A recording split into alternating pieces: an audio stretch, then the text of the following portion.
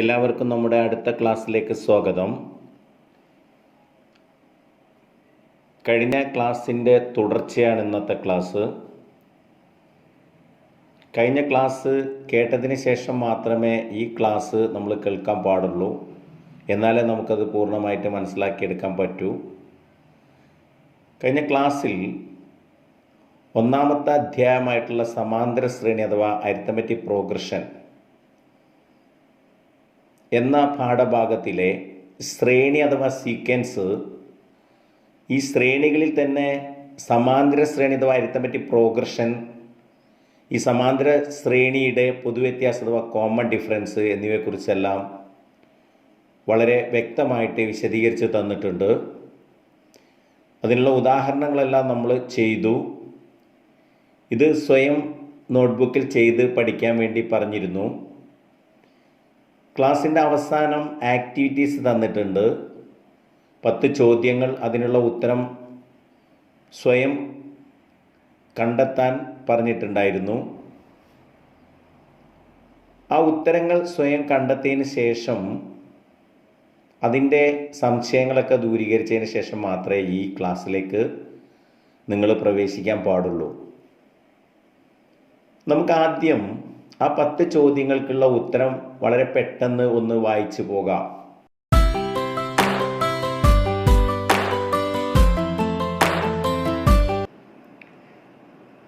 സമാന്തര ശ്രേണിയുടെ പൊതുവ്യത്യാസം കാണാനാണ് തന്നിരിക്കുന്നത്. 10 ചോദ്യങ്ങളുണ്ട്. വളരെ എളുപ്പമാണിത്. സംഖ്യകൾ കുറയ്ക്കാൻ അറിയുന്ന ഒരു പഠിതാവിന് വളരെ എളുപ്പത്തിൽ ചെയ്യാൻ പറ്റുന്ന ചോദ്യങ്ങളാണ്. ഒന്നാമത്തെ ചോദ്യം 2, 5, 8. തൊട്ട് മുന്നിലെ പദത്തിൽ നിന്ന് പിന്നിലെ പദം കുറച്ച പൊതുവ്യത്യാസം കിട്ടും. ഇവിടെ ഞാൻ 5-ൽ നിന്നും 2 കുറച്ചിരിക്കുന്നു. D = 5 - 2 = 3. രണ്ടാമത്തെ ചോദ്യം ശ്രദ്ധിക്കുക. 5, 15, 25. ഇവിടെ ഞാൻ രണ്ടാമത്തെ പദത്തിൽ നിന്ന് ഒന്നാമത്തെ പദം കുറച്ചിരിക്കുന്നു. 15 - 5 = 10. മൂന്നാമത്തെ ചോദ്യം 82, 100, 118. ഇവിടെ ഞാൻ മൂന്നാമത്തെ പദത്തിൽ നിന്ന് രണ്ടാമത്തെ പദം കുറച്ചിരിക്കുന്നു. മുന്നിലെ പദത്തിൽ നിന്ന് പിന്നിലെ പദമാണ് കുറയ്ക്കേണ്ടത്. 118 കുറയ്ക്കണം 100 = 18. നാലാമത്തെ ചോദ്യം 12, 8, 4 etc. ഇവിടെ ഞാൻ മൂന്നാമത്തെ പദത്തിൽ നിന്ന് രണ്ടാമത്തെ പദമാണ് കുറച്ചിരിക്കുന്നത്. D = 4 - 8. 4ഉം 8ഉം തമ്മിലുള്ള വ്യത്യാസം 4ആണ്. വലുതിൻ്റെ ചിഹ്നം നെഗറ്റീവാണ്. അപ്പം നമുക്ക് -4 എന്ന് ഉത്തരം കിട്ടും. അഞ്ചാമത്തെ ചോദ്യം 28, 19, 10 etc. ഇവിടെ ഞാൻ മൂന്നാമത്തെ പദത്തിൽ നിന്ന് രണ്ടാമത്തെ പദം കുറച്ചിരിക്കുന്നു. D = 10 - 19. 10ഉം 19ഉം തമ്മിലുള്ള വ്യത്യാസം 9ആണ്. വലുതിൻ്റെ ചിഹ്നം നെഗറ്റീവാണ്. -9 കിട്ടും.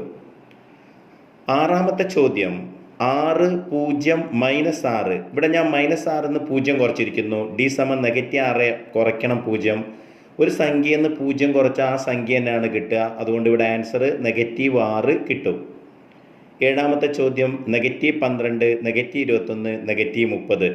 ഇവിടെ ഞാൻ മൂന്നാമത്തെ പദത്തിൽ നിന്ന് രണ്ടാമത്തെ പദം കുറച്ചിരിക്കുന്നു. -30 കുറയ്ക്കണം -21. രണ്ട് സംഖ്യേൻ്റെ ഇടയ്ക്ക് ഒരേ ചിഹ്നം വന്നാൽ പോസിറ്റീവ് ആവും അഥവാ പ്ലസ് ആവും. ദെർഫോർ -30 + 21. വ്യത്യസ്ത ചിഹ്നങ്ങളായാൽ വ്യത്യാസം കണ്ട് വലുതിൻ്റെ ചിഹ്നം ഇടണം.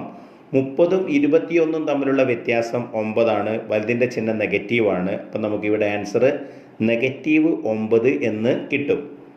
എട്ടാമത്തെ ചോദ്യം 2, √2, 4, √2, 6, √2. ഇവിടെ ഞാൻ രണ്ടാമത്തെ പദത്തിൽ നിന്നും ഒന്നാമത്തെ പദം കുറച്ചിരിക്കുന്നു. D = 4 √2 - 2 √2. 4 √2 നിന്ന് 2 √2 കുറഞ്ഞു കഴിഞ്ഞാൽ നമുക്ക് എത്ര കിട്ടും? 2 √2 കിട്ടും. ഒമ്പതാമത്തെ ചോദ്യം 1.5, 2, 2.5. ഇവിടെ D = 2 2 കുറച്ചിരിക്കുന്നു. 2.5 കുറയ്ക്കണം 2. നമുക്ക് എല്ലാവർക്കും അറിയാം 2 2 പോയാൽ അരയാണ്. അതായത് D = 1/2. പത്താമത്തെ ചോദ്യം ശ്രദ്ധിക്കുക. ദശാംശ സംഖ്യകളാണ്. 1.75, 2.5, 3.25. ഇവിടെ ഞാൻ മൂന്നാമത്തെ പദത്തിൽ നിന്ന് രണ്ടാമത്തെ പദം കുറച്ചിരിക്കുന്നു. 3.25 കുറയ്ക്കണം 2.5. 5 നിന്ന് 0 പോയാൽ 5. 2 നിന്ന് 5 പോയില്ല. അപ്പോൾ 3 നിന്ന് 1 കടെടുത്തു. 12 നിന്ന് 5 പോയാൽ 7. 2 നിന്ന് 2 പോയാൽ 0. 0.75 എന്ന് കിട്ടും.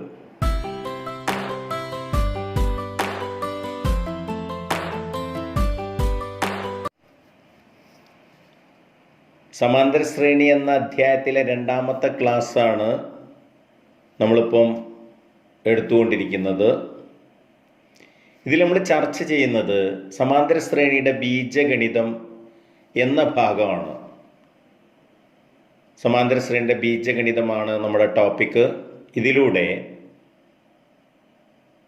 സമാന്തര ശ്രേണിയിലെ ഒരു പദവും, ഏത് പദവും, ഒരു 100-ാം പദം, ഒരു 150-ാം പദം, 200-ാം പദം ഒക്കെ ചോദിച്ചാൽ അത് നേരിട്ട് കാണാനുള്ള മാർഗവും, ഒരു പദം തന്നിട്ട് അതിൻ്റെ സ്ഥാനം, അതായത് 300 തന്നിട്ട് അത് എത്രാമത്തെ പദമാണെന്ന് ചോദിച്ചാൽ അത് കാണാനുള്ള മാർഗവുമാണ് നമ്മൾ ചർച്ച ചെയ്യുന്നത്. പദവും സ്ഥാനവുമാണ്. ബീജഗണിത വാചകം n-ാം പദത്തിലൂടെയാണ് നമ്മൾ അതിൻ്റെ ഫോർമുലയിലേക്ക് എത്തുന്നത്. അതിനു മുമ്പായി നമ്മളൊന്നും കൂടെ അതിലേക്ക് എത്തുന്നതിന് വേണ്ടിയിട്ട് നമ്മൾ ഈ സമാന്തര ശ്രേണി എന്ന ഈ പാഠഭാഗം ഒന്നും കൂടെ പരിചയപ്പെടുകയാണ്. ഒരു സമാന്തര ശ്രേണി എങ്ങനെ രൂപീകരിക്കുന്നതെന്നുള്ളത് നമുക്ക് നോക്കാം. നമുക്കെല്ലാവർക്കും അറിയാം, അടുത്തടുത്ത പദങ്ങൾ തമ്മിലുള്ള വ്യത്യാസം തുല്യമായിട്ടുള്ള ശ്രേണിയാണ് സമാന്തര ശ്രേണി. അപ്പോൾ ഈ വ്യത്യാസം കൂട്ടുകയോ കുറയ്ക്കുകയോ ചെയ്യുമ്പോൾ നമുക്ക് മുന്നത്തെ പദവും പിന്നത്തെ പദവും ലഭിക്കും. 2-ാം പദത്തിനോട് പൊതുവ്യത്യാസം കൂട്ടിയാൽ 3-ാം പദം കിട്ടും. ഒരു 5-ാം പദത്തു നിന്ന് പൊതുവ്യത്യാസം കുറച്ചാൽ നമുക്ക് എന്ത് കിട്ടും? 4-ാം പദം കിട്ടും. അപ്പോൾ ഒരു പദവും പൊതുവ്യത്യാസവും കിട്ടിയാൽ നമുക്ക് അടുത്തടുത്ത പദങ്ങൾ കാണാൻ കഴിയും. ഒരു സമാന്തര ശ്രേണിയുടെ ആദ്യ പദത്തോട് പൊതുവ്യത്യാസം കൂട്ടിയാൽ 2-ാം പദവും, 2-ാം പദത്തോട് പൊതുവ്യത്യാസം കൂട്ടിയാൽ 3-ാം പദവും, 3-ാം പദത്തോട് പൊതുവ്യത്യാസം കൂട്ടിയാൽ 4-ാം പദവും എന്ന ക്രമത്തിൽ ലഭിക്കും. നമുക്കതിനൊരു ഉദാഹരണം നോക്കാം. ആദ്യ പദം x1-ഉം പൊതുവ്യത്യാസം d-യും എടുത്താൽ 2-ാം പദം x2 സമം 1-ാം പദത്തിനോട് പൊതുവ്യത്യാസം കൂട്ടിയതാണ്. അതായത് x2 സമം x1 പ്ലസ് d. ആദ്യ പദത്തോട് പൊതുവ്യത്യാസം കൂട്ടുമ്പോൾ നമുക്ക് 2-ാം പദം കിട്ടും. 3-ാം പദമോ 2-ാം പദത്തിനോട് പൊതുവ്യത്യാസം കൂട്ടിയാൽ മതി. therefore x3 സമം x2 പ്ലസ് d. 2-ാം പദത്തിനോട് പൊതുവ്യത്യാസം കൂട്ടിയാൽ 3-ാം പദവും കിട്ടും. 4-ാം പദം കിട്ടുന്നതിന് x4 സമം x3 പ്ലസ് d. 3-ാം പദത്തിനോട് പൊതുവ്യത്യാസം കൂട്ടിയാൽ 4-ാം പദവും എന്ന ക്രമത്തിൽ ലഭിക്കും. അപ്പോൾ നമുക്കൊരു ആദ്യ പദവും പൊതുവ്യത്യാസവും തന്നിട്ട് ശ്രേണി രൂപീകരിക്കാൻ പറഞ്ഞാൽ ഇങ്ങനെ തുടർച്ചയായിട്ട് കൂട്ടിക്കൊണ്ട് ഇരുന്നാൽ മതി. 3 പദങ്ങൾ തുടർച്ചയായിട്ട് എഴുതിയാൽ നമുക്ക് ശ്രേണി രൂപീകരിക്കാം. നമുക്ക് ഉദാഹരണത്തിലേക്ക് കടക്കാം.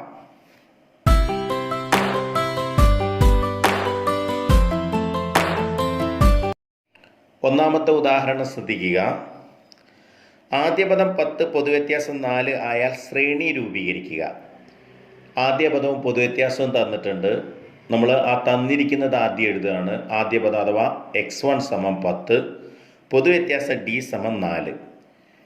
അപ്പോൾ ആദ്യ പദം ഉണ്ട്. ഇനി 2 പദങ്ങൾ കണ്ടാൽ നമുക്ക് എന്തായി? ശ്രേണി രൂപീകരിക്കാം. നമുക്കറിയാം, 2-ാം പദം കാണാൻ ആദ്യ പദത്തിനോട് എന്ത് ചെയ്യണം? പൊതുവ്യത്യാസം കൂട്ടണം. therefore x2 സമം x1 പ്ലസ് d.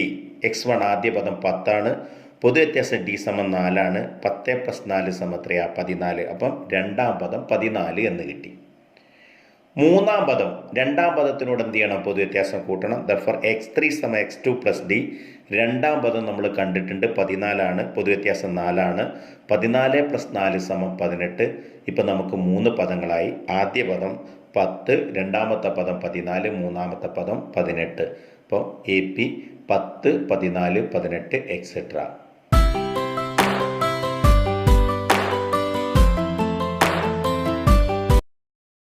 ഉദാഹരണം 2 ശ്രദ്ധിക്കുക.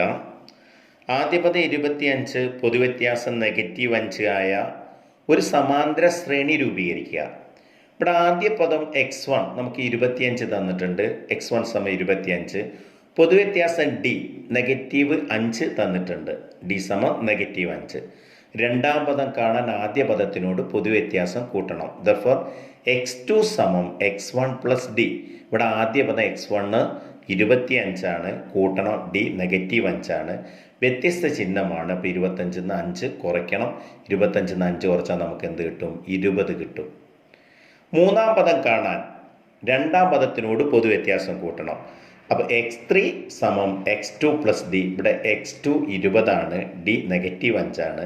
വ്യത്യസ്ത ചിഹ്നമാണ്. അപ്പോൾ 20 നിന്ന് 5 പോയാൽ 15 ആണ്. അപ്പോൾ നമുക്കിവിടെ AP 25 20 15 എന്ന് കിട്ടും.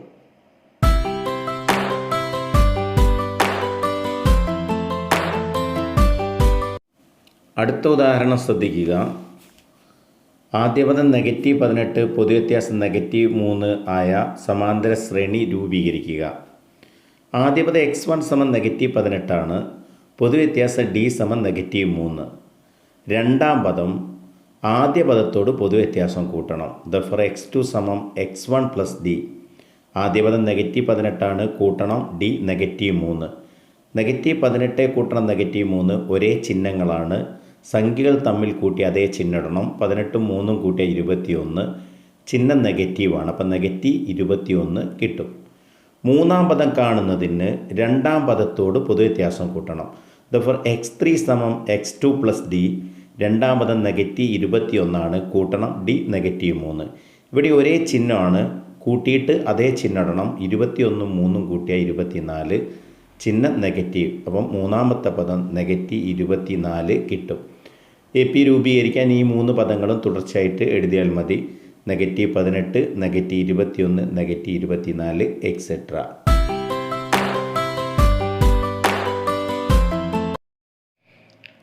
സമാന്തര ശ്രേണിയിലെ പദങ്ങൾ കാണാൻ നമുക്ക് പല മാർഗങ്ങളുണ്ട്. നമ്മൾ എന്താണ് സമാന്തര ശ്രേണി, എന്താണ് അതിൻ്റെ പൊതുവ്യത്യാസം എന്നുള്ളത് വ്യക്തമായിട്ട് മനസ്സിലാക്കിയിട്ടുള്ള ഒരു പഠിതാവിന് സമാന്തര ശ്രേണിയിലെ പദങ്ങൾ കാണാൻ ബുദ്ധിമുട്ടൊന്നുമില്ല. പല ഉദാഹരണത്തിലൂടെ നമുക്കത് മനസ്സിലാക്കിയെടുക്കാൻ പറ്റും. ഇപ്പോൾ ശ്രദ്ധിക്കുക, ഒരു സമാന്തര ശ്രേണിയുടെ ആദ്യ പദവും പൊതുവ്യത്യാസം തന്നാൽ ആദ്യ പദത്തോട് ഒരു തവണ പൊതുവ്യത്യാസം കൂട്ടിയാൽ രണ്ടാം പദം കിട്ടും. ആദ്യ പദത്തോട് 2 തവണ പൊതുവ്യത്യാസം കൂട്ടിയാൽ മൂന്നാം പദവും, ആദ്യ പദത്തോട് 3 തവണ പൊതുവ്യത്യാസം കൂട്ടിയാൽ നാലാം പദവും എന്ന ക്രമത്തിൽ കിട്ടും. ഉദാഹരണം ഒന്ന് ശ്രദ്ധിച്ചു നോക്കൂ നിങ്ങൾ.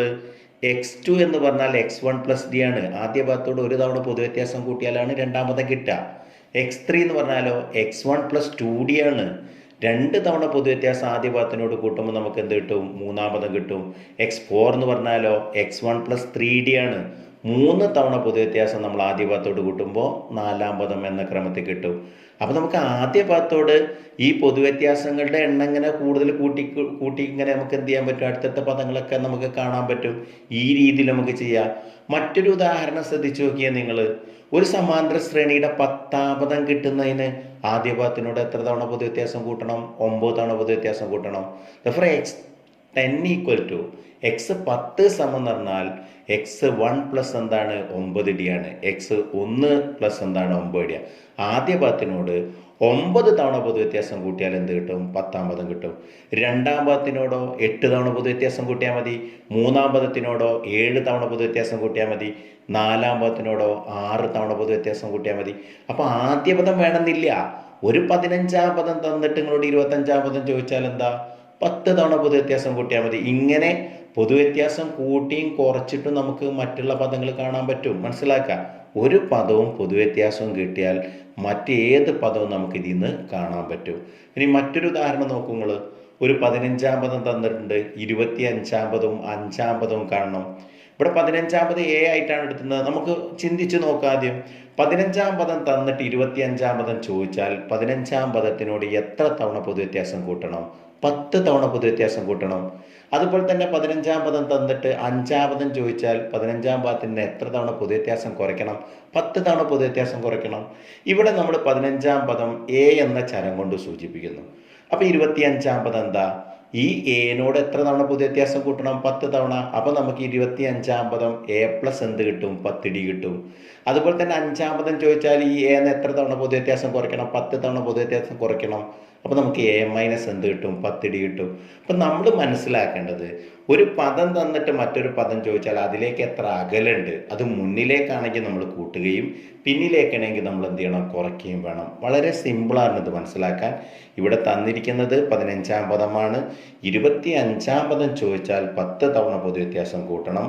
5ാം പദം ചോദിച്ചാൽ 15നോട് എത്ര തവണ പൊതുവ്യത്യാസം കുറയ്ക്കണം? 10 തവണ പൊതുവ്യത്യാസം കുറച്ചാലാണ് നമുക്ക് എത്രാം പദം കിട്ടുക? 5ാം പദം കിട്ടുക. ഈ രീതിയിലാണ്. അപ്പം നമുക്ക് പദങ്ങൾ കാണാൻ എന്തില്ല? ബുദ്ധിമുട്ടില്ല. നമ്മൾ കൂട്ടുകയോ കുറയ്ക്കുകയോ ചെയ്താൽ മതി.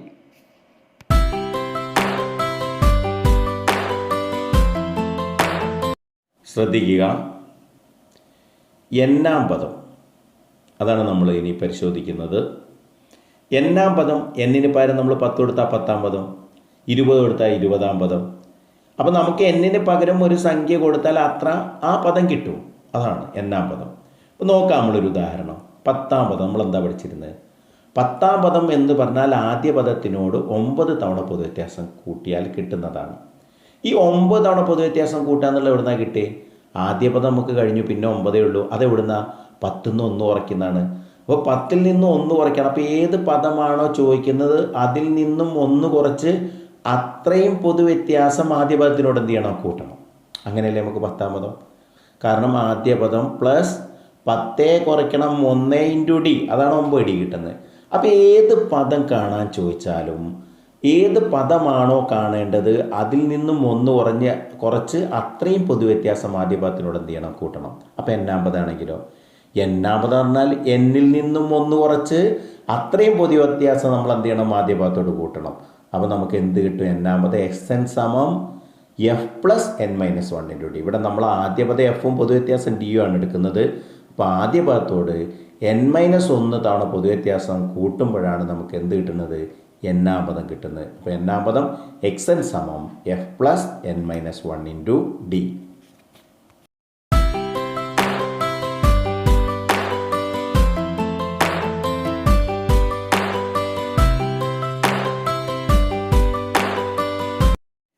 ഇവിടെ സമാന്തര ശ്രേണിയുടെ എന്നാം പദം xn സമം f plus n minus 1 into D ആണ്. ഇത് നമുക്ക് മറ്റൊരു രൂപത്തിലേക്ക് മാറ്റി എഴുതാം. നമുക്കിതിൻ്റെ ക്രിയ ഒന്ന് ചെയ്തു നോക്കാം. F plus n minus 1 into D, n-1 into D, n-1നെ ഡി കൊണ്ട് ഗുണിക്കണം. ബ്രേക്കറ്റിലാണ്, അപ്പോൾ 2നെയും നമ്മൾ ഡി കൊണ്ട് ഗുണിക്കണം.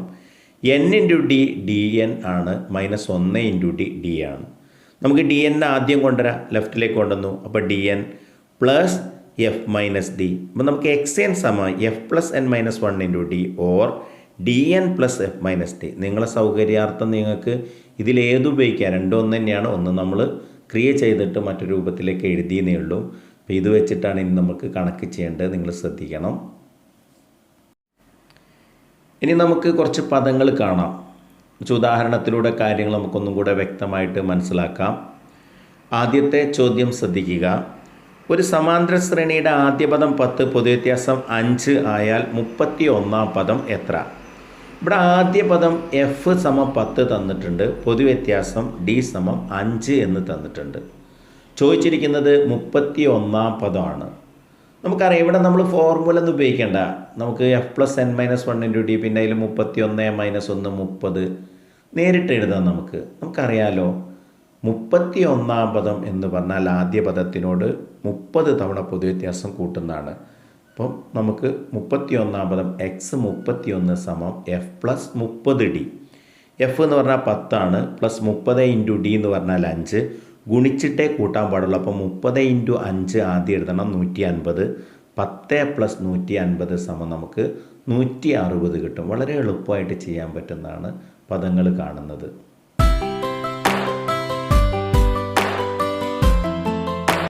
അടുത്ത ഉദാഹരണം ശ്രദ്ധിക്കുക. ഒരു സമാന്തര ശ്രേണിയുടെ ആദ്യ പദം 20, പൊതുവ്യത്യാസം -10 ആയാൽ 26-ാം പദം എത്ര? ഇവിടെ ആദ്യ പദം എഫ് 20ഉം പൊതുവ്യത്യാസം ഡി സമം നമുക്ക് -10 തന്നിട്ടുണ്ട്. ചോദിച്ചിരിക്കുന്നത് 26-ാം പദമാണ്. നമുക്കറിയാം 26-ാം പദം എന്നത് ആദ്യ പദത്തോട് 25 തവണ പൊതുവ്യത്യാസം കൂട്ടിയതാണ്. ദഫോർ 26-ാം പദം എക്സ് 26 സമം എഫ് പ്ലസ് 25 ഡി. എഫ് 20 ആണ്, പ്ലസ് 25 ഇൻറ്റു ഡി എന്ന് പറഞ്ഞാൽ -10. 25 ഇൻറ്റു -10, ഇവിടെ ഒരു നെഗറ്റീവാണ് വന്നിരിക്കുന്നത്. ഒരു നെഗറ്റീവ് വരുമ്പോൾ നമ്മൾ നെഗറ്റീവ് ഇടണം. 25 ഇൻറ്റു 10 250. 20 കുറയ്ക്കണം 250, വ്യത്യാസം കണ്ട് വലുതിൻ്റെ ചിഹ്നം ഇടണം. 250-ൽ നിന്ന് 20 പോയാൽ 230 ഉണ്ടാവും. ഇവിടെ ഉത്തരം -230 കിട്ടും. എക്സ് 26 സമം -230.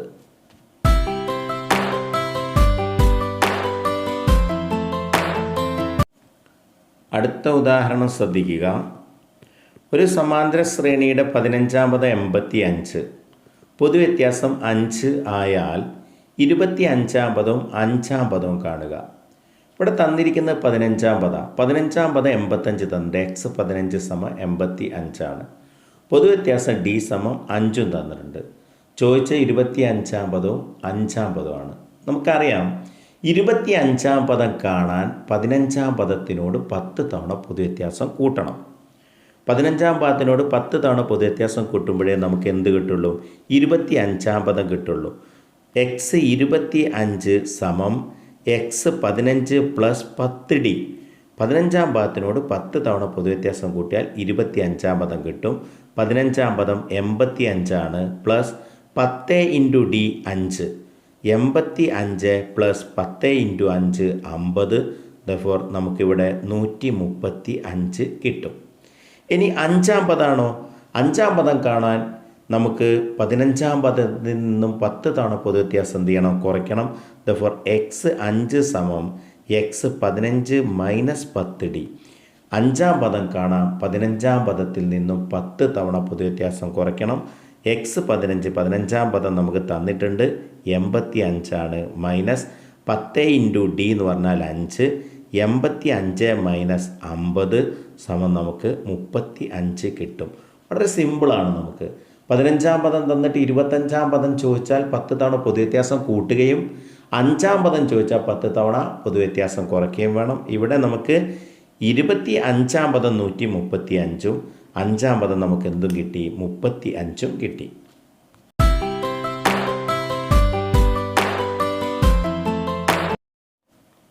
അടുത്ത ഉദാഹരണം ശ്രദ്ധിക്കുക. 3 പദങ്ങൾ തന്നിട്ടുണ്ട്. 5, 15, 25 എക്സെട്ര എന്ന സമാന്തര ശ്രേണിയുടെ 50, 75, 100 സ്ഥാനങ്ങളിലെ പദങ്ങൾ കാണുക. ഇവിടെ നമുക്ക് ആദ്യ പദം എഫ് സമം 5 തന്നിട്ടുണ്ട്. ഡി 15 നിന്ന് 5 കുറച്ചാൽ നമുക്ക് 10 കിട്ടും. അപ്പോൾ ആദ്യ പദവും പൊതുവ്യത്യാസം കിട്ടി. ഇനി ഏത് പദവും നമുക്ക് കാണാം. 50-ാം പദം നമുക്കറിയാം. 50-ാം പദം കാണാൻ ആദ്യ പദത്തിനോട് 49 തവണ പൊതുവ്യത്യാസം കൂട്ടണം. 50-ാം പദം കാണാൻ ആദ്യ പദത്തോട് 49 തവണ പൊതുവ്യത്യാസം കൂട്ടിയാൽ മതി. ആദ്യ പദം ഉണ്ട് നമുക്ക് 5 ആണ്. പ്ലസ് 49 ഇൻറ്റു പൊതുവ്യത്യാസം 10. 49 ഇൻറ്റു 10 490. 490നോട് 5 കൂട്ടിയാൽ നമുക്ക് 495 കിട്ടും. ഇവിടെ 50-ാം പദം 495 ആണ്. 75-ാം പദം നമുക്ക് എളുപ്പമാണ്. ഇവിടെ ആദ്യ പദം എടുക്കേണ്ട ആവശ്യമില്ല. 50-ാം പദം കിട്ടിയിട്ടുണ്ട്. അപ്പോൾ 50-ാം പദത്തിനോട് 25 തവണ പൊതുവ്യത്യാസം കൂട്ടിയാൽ നമുക്ക് 75-ാം പദം കിട്ടും. 50-ാം പദം 495 ആണ്. പ്ലസ് 25 ഇൻറ്റു ഡി എന്ന് പറഞ്ഞാൽ 10 ആണ്. 25 ഇൻറ്റു 10 250. 250ഉം 495ഉം കൂട്ടിയാൽ നമുക്ക് 745 കിട്ടും. ഇവിടെ 75-ാം പദം നമുക്ക് 745 കിട്ടി. 100-ാം പദമാണ് കാണുന്നത്. നമുക്ക് 75-ാം പദത്തിനോട് 25 തവണ പൊതുവ്യത്യാസം കൂട്ടാം. അല്ലെങ്കിൽ 50-ാം പദത്തിനോട് 50 തവണ പൊതുവ്യത്യാസം കൂട്ടാം. നമുക്ക് കുറച്ചും കൂടി എളുപ്പം 50-ാം പദത്തിനോട് 50 തവണ പൊതുവ്യത്യാസം കൂട്ടുന്നതാണ്. അപ്പോൾ നമ്മൾ 50-ാം പദം നമുക്കുണ്ട് 495 പ്ലസ് 50d.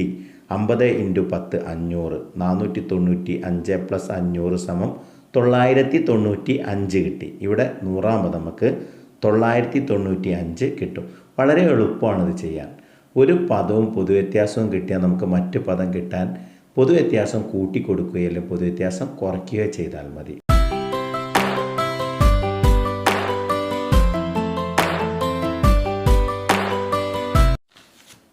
അടുത്ത ഉദാഹരണം ശ്രദ്ധിക്കുക. 4, 7, 10 എന്ന സമാന്തര ശ്രേണിയുടെ n-ാം പദം കാണുക. ഇവിടെ n-ാം പദമാണ് കാണാൻ ചോദിച്ചിരിക്കുന്നത്. അപ്പോൾ നമുക്ക് n-ാം പദത്തിൻ്റെ ആ ഫോർമുല, ആ ബീജഗണിത രൂപം നമുക്ക് എടുക്കാം. എന്താ n-ാം പദത്തിൻ്റെ ബീജഗണിത രൂപം? xn സമം F plus n minus 1 into D or dn plus F minus D. ഏത് വേണമെങ്കിലും നമുക്ക് എടുത്തിട്ട് ക്രിയ ചെയ്യാം. നോക്കാം നമുക്ക്. ആദ്യ പദം എഫ് സമം 4 ഉണ്ട്. ഈ സമാന്തര ശ്രേണിയിലെ ആദ്യ പദം 4 ആണ്. പൊതുവ്യത്യാസം 7 നിന്ന് 4 കുറച്ചാൽ നമുക്ക് 3 കിട്ടും. n-ാം പദം xn സമം ഇവിടെ ഞാൻ എടുത്തിരിക്കുന്നത് dn plus F minus D ആണ്. നമ്മളതിൻ്റെ വില കൊടുക്കുന്നു. n-ന് വില ഉണ്ടാവില്ല n-ാം പദത്തിന്. അപ്പോൾ ഡിക്ക് 3 എന്ന വില കൊടുത്തപ്പോൾ 3n പ്ലസ് എഫ് എന്ന് പറഞ്ഞാൽ 4 ആണ് ആദ്യ പദം. മൈനസ് ഡി എന്ന് പറഞ്ഞാൽ 3 ആണ്. 4 മൈനസ് 3 1. അപ്പോൾ നമുക്ക് ആൻസർ 3n പ്ലസ് 1 എന്ന് കിട്ടും. ഇതാണ് n-ാം പദം.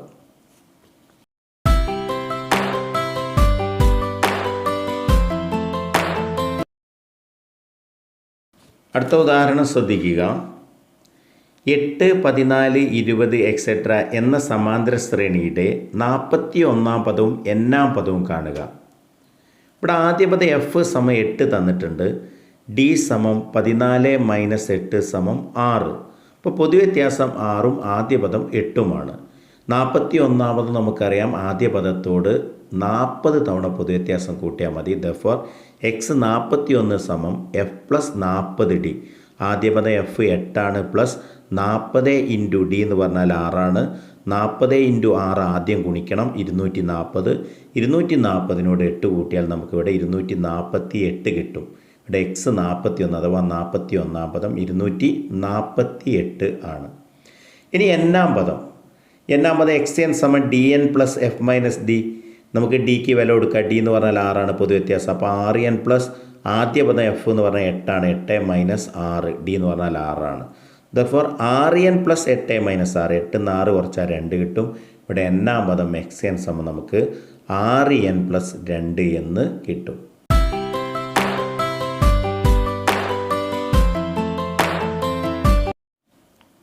അടുത്ത ചോദ്യം ശ്രദ്ധിക്കുക. 5, 15, 25 എക്സെട്ര എന്ന സമാന്തര ശ്രേണിയിലെ 25-ാം പദവും n-ാം പദവും കാണുക. ഇവിടെ ആദ്യ പദം f = 5 തന്നിട്ടുണ്ട്. പൊതുവ്യത്യാസം d = 15 - 5 = നമുക്ക് 10 കിട്ടും. അപ്പോൾ ആദ്യ പദം 5ഉം പൊതുവ്യത്യാസം 10ഉമാണ്. 25-ാം പദം ചോദിച്ചിരിക്കുന്നു. ആദ്യ പദത്തോട് 24 തവണ പൊതുവ്യത്യാസം കൂട്ടിയാൽ നമുക്ക് 25-ാം പദം കിട്ടും. Therefore x 25 = f + 24d. f 5ആണ്, ആദ്യ പദം 5ആണ് പ്ലസ് 24 × d എന്ന് പറഞ്ഞാൽ 10. 24 × 10 240 കിട്ടും. 240 + 5 = 245. n-ാം പദം ചോദിച്ചിട്ടുണ്ട്. ദർഫോർ n-ാം പദം xn = dn + f - d. ഡിയുടെ വാല്യൂ നമുക്കറിയാം, പൊതുവ്യത്യാസം 10 ആണ്. ദർഫോർ 10n + f പറഞ്ഞാൽ 5ആണ് ആദ്യ പദം. 5 - 10 5 ന്ന് 10 കുറയ്ക്കുമ്പോൾ ശ്രദ്ധിക്കണം, വലുതിൻ്റെ ചിഹ്നം -5 കിട്ടും. ഇവിടെ n-ാം പദം xn = 10n - 5 എന്ന് കിട്ടും.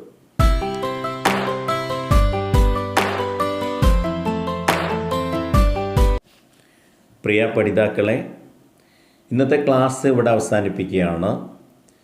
നിങ്ങൾ ഈ ക്ലാസ്സിൻ്റെ പ്രത്യേകത മനസ്സിലാക്കണം. ഇവിടെ എന്താണ് നമ്മൾ പഠിച്ചിരിക്കുന്നത് നമുക്കൊരു ബോധ്യം വേണം.